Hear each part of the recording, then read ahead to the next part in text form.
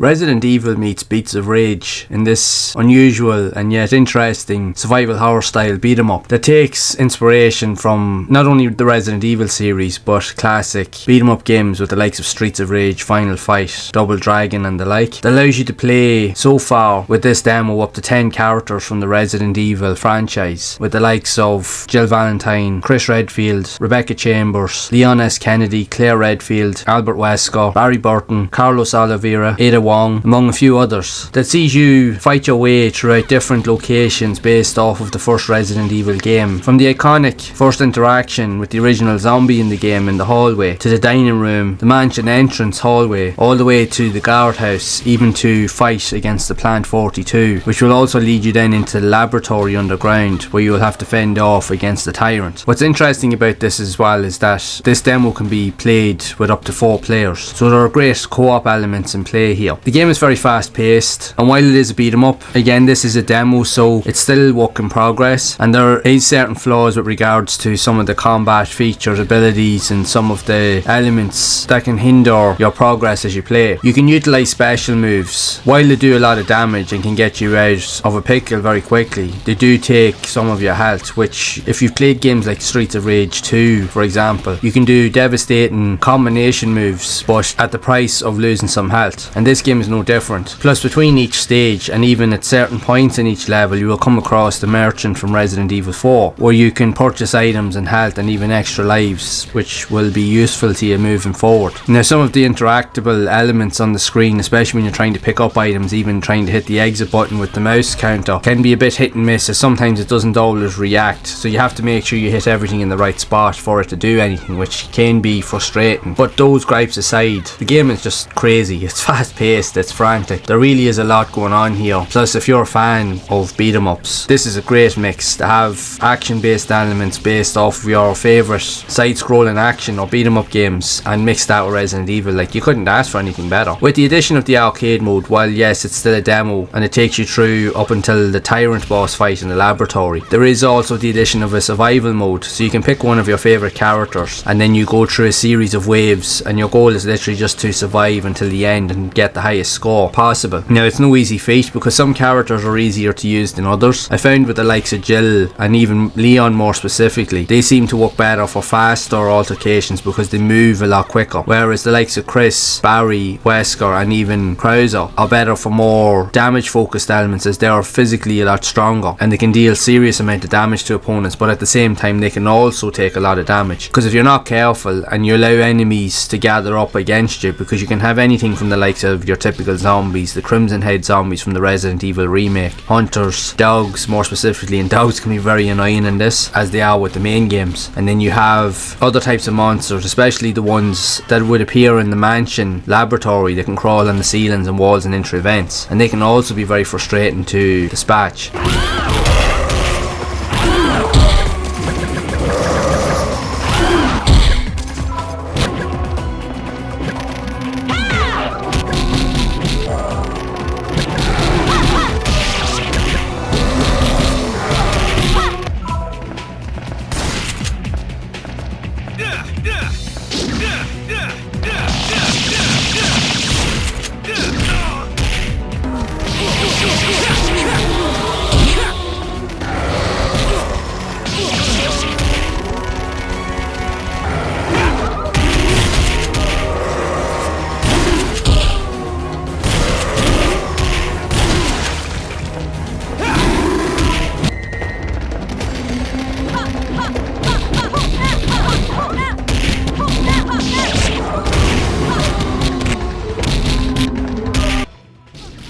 The best way to get the most out of the experience, however, would be to hook up a controller. In my case, I was using an Xbox controller with my PC. Now, you can play the game using a keyboard, but really it's not recommended because it's so fiddly and just you'll end up hitting the wrong buttons and you'll be all over the place. But you can map out the buttons to your own liking, so you can customize the different attacks, jumps, special moves to your liking. Now, not all of them will be able to be made available through your standard 4 buttons on the controller. Some of them will require require the use of your shoulder buttons. But it's like everything else, you can cater it to your own specific needs, and once you get going, you won't be long figuring out the buttons and figuring out what to do, and you can create and implement a lot of different combos and styles where you can deal devastating damage. Even some of the death sequences with the enemies can be very, very gruesome. Like even using your knife can literally like split zombies in two. Plus, with the addition of each of the enemies' attacks, they can also deal damage on you, but even with your own special abilities. Like with Jill, she has the rocket launcher, Chris and Leon use a shotgun, Ada uses her grappling hook, and funnily enough Wesker, he literally chucks rockets at everybody. So yeah, there is a lot of really funny elements in it as well. Even Krauser uses his bow and arrow. So everyone has their own distinctive characteristics that are familiar with other games in the series, especially if you've played the likes of any of the Mercenaries modes on the main entries of the series. You'll be familiar with this. But still, I just think this is really cool. Like for me growing up, I used to love playing beat 'em ups. One of my favourite games of all time is Streets of Rage 2 on the Sega Mega Drive. For me, that's a masterpiece in beat 'em ups, and I would often consider it to be the greatest beat 'em up ever made. But I also do love Streets of Rage 1. But there are many others that are out there, and it's great to see games like this here being made by fans to implement all of those gameplay styles, but also to create it based off of other popular universes. But the likes of the character animations and the detail of the environments and everything around it is really, really good here. So it would be interesting to see what else can be done with this and if it can be fleshed out even more, because this demo does give you a lot. It's just a lot of fun, but it's very, very difficult. Now you do have enough lives to get you through the experience, but the boss encounters, especially with the likes of Lisa Trevor and especially with the Plant 42, they would probably be the most difficult bosses in the game to fight, as they're hard to get close to in order to take damage because they can use a lot of long range attacks. Plus with the plant, you have to hit it at a specific point and get it to start interacting in order for it to open up so that you can start dealing damage, which can take a while to do, and that can be very, very frustrating. But still, whether you're playing this as single player, if you get the chance to play with a few of your mates, that's where you will have the most fun with this in all respects. It's not perfect by any means, but it's a good representation to combine various different gameplay styles from two entirely different genres. So if you love beat 'em ups and you love Resident Evil, this is the perfect game for you in all fairness. I've spent a bit of time playing this, even just going through playing with each of the characters, and yeah, it's a lot of fun. Now some characters, like I said, are easier to use than others. Some are more difficult to use. They're either slower, but they're stronger. They can deal more damage with their powerful weapons and attacks. Others probably are weaker in that regard, but still, like I said, there's something for everybody. And even with the arcade mode, when you've lost all your lives and you continue, you can choose or decide to choose some of the other characters. So there's plenty of opportunities to keep playing. But let's just put it this way, you will be tired after playing it because there's a lot of button bashing involved. I will leave a link down in the description to the video that I found